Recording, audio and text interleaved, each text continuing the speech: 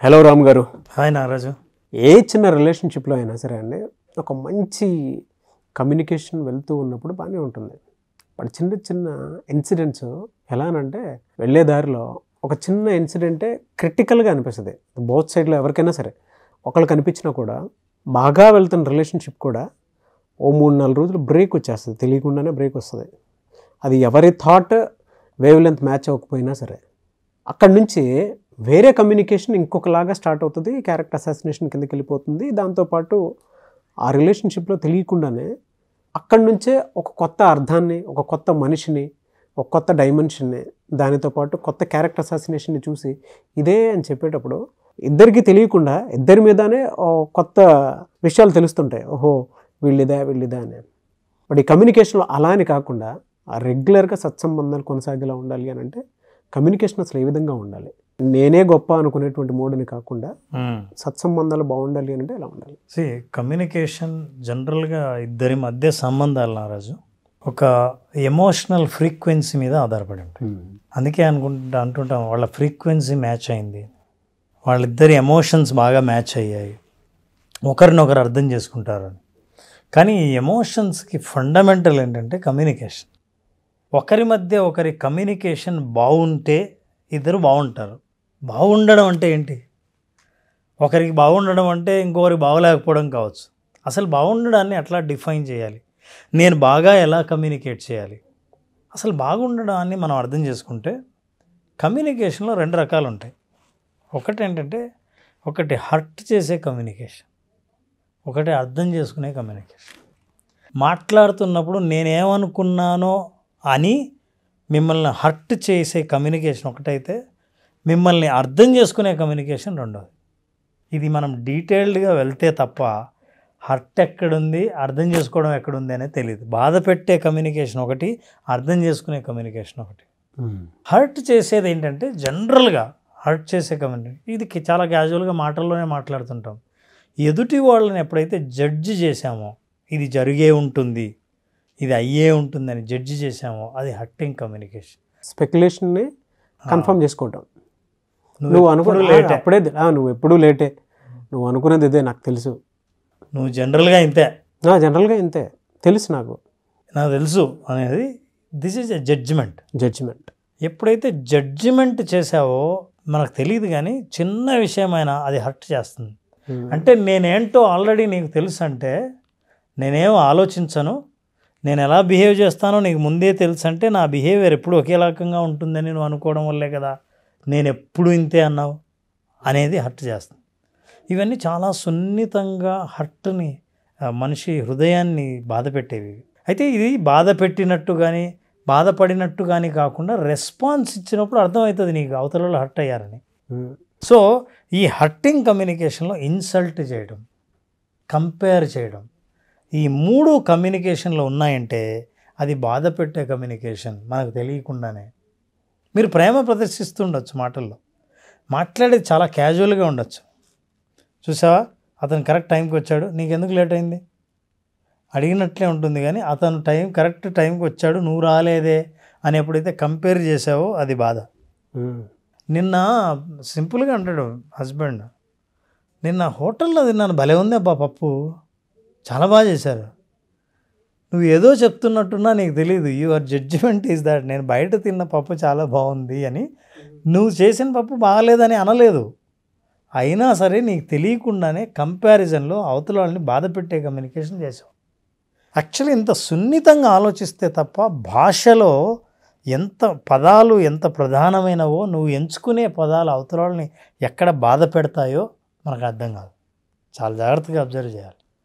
Insult చేసినట్టు మాట్లాడినా, తెలిసినట్టు ఆల్రెడీ మాట్లాడినా, ముందే నువ్వు జడ్జి చేసినా, నీ గురించి నాకు పూర్తిగా తెలుసు అన్నట్టు నీ కమ్యూనికేషన్లో మాట్లాడినా, ఇవన్నీ బాధ పెట్టేవి. తర్వాత అర్థం చేసుకునేవి, కంపాషనేట్ కమ్యూనికేషన్ అంటాం. దయతో కూడింది, అర్థం చేసుకునేది, అవతల వాళ్ళని అర్థం చేసుకోవాలనే మాట్లాడేది ఆ కమ్యూనికేషన్, అండర్స్టాండింగ్ కమ్యూనికేషన్. అందులో ఏముంటుందంటే, పూర్తిగా అవతల వాళ్ళు చెప్పేది మొదటిసారిగా వింటున్నట్టు ప్యూర్ లిజనింగ్ ఉంటుంది.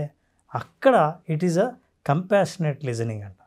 ఆ కమ్యూనికేషన్ ఎప్పటికప్పుడు అలా ఫ్రెష్గా ఉంటాయండి. నాకు తెలిసి మీరు చెప్పేటప్పుడు ఆల్మోస్ట్ విన్న ప్రతి ఒక్కరికి ఒక క్లారిటీ వస్తుంది. నేను పలానా చోట తప్పు చేశాను అనేటువంటి థాట్లోకి చేస్తారు. మీరు అన్నారు చూసారా, ఆ ఫ్రెష్ కమ్యూనికేషన్లా ఉండాలి అనేటువంటి వర్డ్ ఒకటి వాడారు. The level of basic understanding రిలేషన్షిప్కి కావాల్సినటువంటి క్వాలిటీ అది. అది ఎప్పుడంటే ఇప్పుడు ఏం చెప్తున్నావో నేను అర్థం చేసుకొని అన్న ఉద్దేశం ఎప్పుడు ఉంటుందో అప్పుడు వినాలనిపిస్తుంది. నిన్ను అర్థం చేసుకునేటేంటి, నువ్వు నాకు ఆల్రెడీ తెలుసు, నువ్వేం మాట్లాడుతుంటావో తెలుసు, ఎందుకు మాట్లాడుతుంటావో తెలుసు అన్న నిర్ణయానికి వచ్చినప్పుడు నీ భాష వేరు, ఐ నో అని.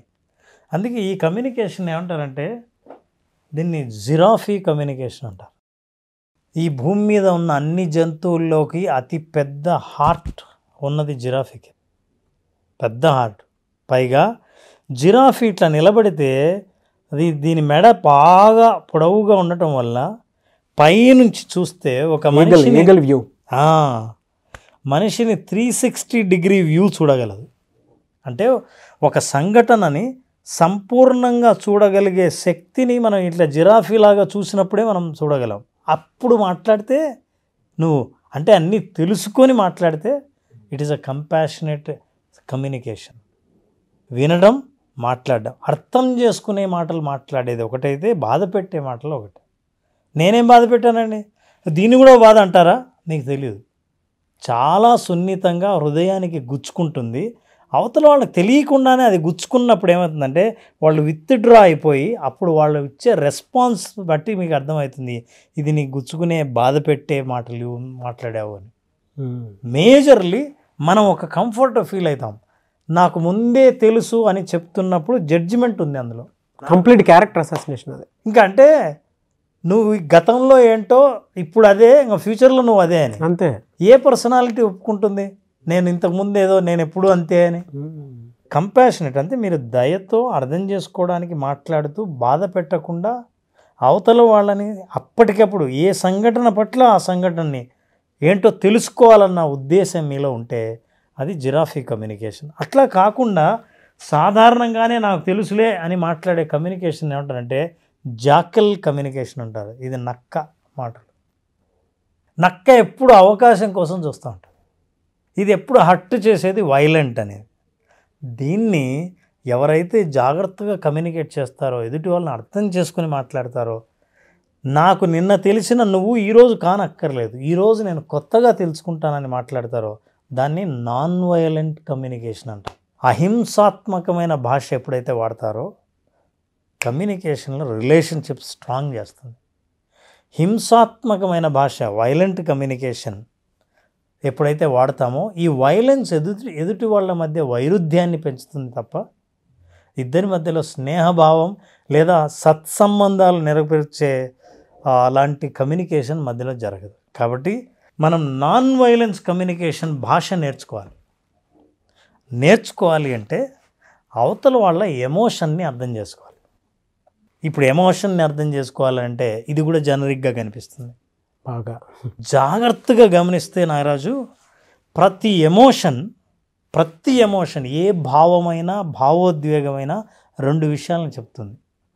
నా అవసరాలు తీరాయి లేదా నా అవసరాలు తీరలేదు. బాధ, నెగిటివ్ కమ్యూనికేషన్, నెగిటివ్ ఎమోషన్ ఏదైనా ఉందో అది నా అవసరాలు తీరలేదన్న విషయాన్ని ఇండైరెక్ట్గా చెప్తుంది. సంతోషకరమైన ఎమోషన్ నా అవసరాలు తీరాయన్న విషయం చెప్తుంది. నేను హ్యాపీగా ఉన్నాను అని అంటే, ఫర్ ఎగ్జాంపుల్ మీరు ఏదైనా మాట్లాడినప్పుడు నేను పాజిటివ్గా స్పందిస్తే ఐఎమ్ ఎక్స్ట్రీమ్లీ హ్యాపీ అని అంటే అర్థం ఏంటంటే నా నీడ్ మీట్ అయింది, నన్ను గుర్తించావు, నన్ను అర్థం చేసుకున్నావు అని నా అవసరం తీరింది అన్నప్పుడు ఆ ఎమోషన్. నేను ఏడ్చాను అంటే అర్థం ఏంటంటే, లేదా ఏడ్చానో బాధపడ్డానో గట్టిగా అరిచాను అంటే నా అవసరాన్ని మీరు అర్థం చేసుకోలేదు, నాకంటూ ఒక అవసరం ఉంది. అన్మెట్ నీడ్స్, మెట్ నీడ్స్. నా అవసరాలు తీరిన అవసరాలు, తీరని అవసరాలు. ఈ అవసరాలని మనం కమ్యూనికేషన్లో ఎమోషన్ ద్వారా చెప్తాం. ఇప్పుడు మీరు జాగ్రత్తగా గమనిస్తే నాన్ వైలెంట్ కమ్యూనికేషన్ ఏం చేస్తుందంటే అవతల వాళ్ళ అవసరాలని అర్థం చేసుకొని ఆ ఎమోషన్ని చదివి మీరు మాట్లాడే మాటల్లో భాషను చాలా జాగ్రత్తగా సెలెక్ట్ చేసుకుంటారు.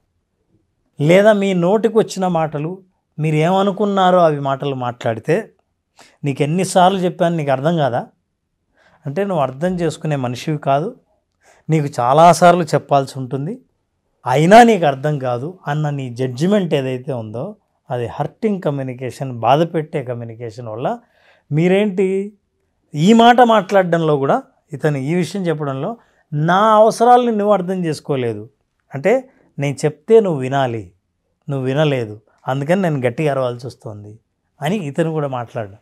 అలా ఇద్దరి మధ్య ఎప్పుడైతే కమ్యూనికేషన్ కొనసాగుతుందో బంధం కూడా పడిపోతుంది. బలంగా ఎవరి బంధమైనా ఉందంటే ఇద్దరి మధ్య దాని అర్థం ఏంటంటే అవతల వాళ్ళ ఎమోషన్లో ఉన్న నీడ్స్ని అర్థం చేసుకుని మాట్లాడుతున్నాడు ఇతను, ఇతనిలో ఉన్న ఎమోషన్లో ఉన్న నీడ్ని అర్థం చేసుకుని అవతల వాళ్ళు మాట్లాడుతున్నారు అని అర్థం. That is what is communication all about.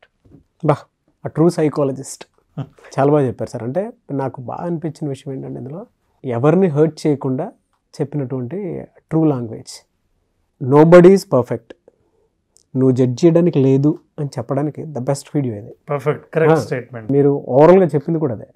అవతల వాళ్ళు హర్ట్ అయ్యారు అనేటువంటి విషయం ఇలా తెలుస్తుంది అని తెలుసుకోవడానికి కమ్యూనికేషన్ ఇది అని చెప్తూనే, బట్ అందులో నువ్వు జడ్జిమెంట్ తోటి చూడాల్సినంత అవసరం అయితే లేదు, నువ్వు కూడా పర్ఫెక్ట్ కాదు అనేటువంటి విషయాన్ని ప్రాపర్గా కమ్యూనికేట్ చేశారు. Very good analysis and I really loved it subject. No doubt you are a true psychologist. Thank you so much Ram గారు. Thank you.